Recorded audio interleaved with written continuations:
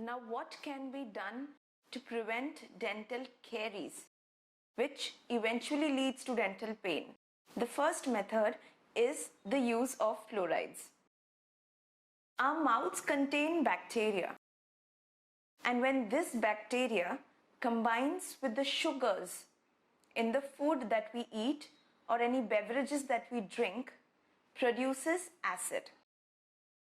Now, this acid damages the outer protective layer of the tooth called the enamel. Here comes in the role of fluorides. Fluoride, when presented into the oral environment, combines with the enamel, thus making the enamel more strong and resistant to acids. Now, who should use fluorides? Fluorides are generally used in those kids who have no active decay but are at a very high risk for dental caries. For example, like those kids who have a very high intake of sugars in their diet.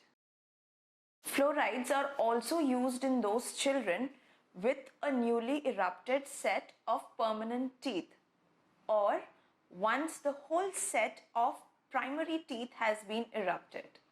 Fluorides are specially of use in mentally and physically handicapped children. It is in these children that cleaning and maintaining the oral health is difficult. Sometimes fluorides play a significant role even at the start of any decay. There are mainly two types of fluorides: professionally applied and self-applied.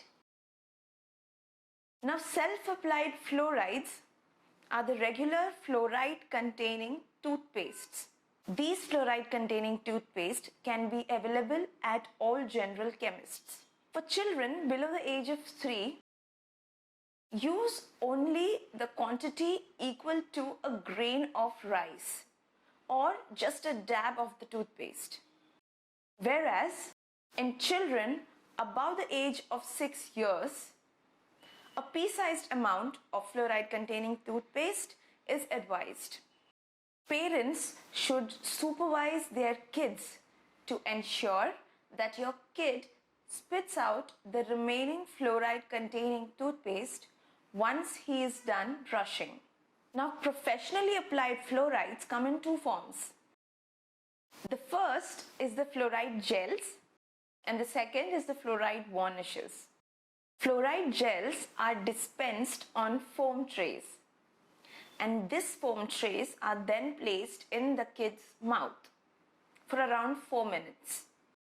Once this 4 minutes is over, the foam tray is removed from the patient's mouth and the excess fluoride gel is wiped off. The patient is advised to not eat or drink anything for at least 30 minutes after this procedure. Fluoride gels should be applied once every 6 months.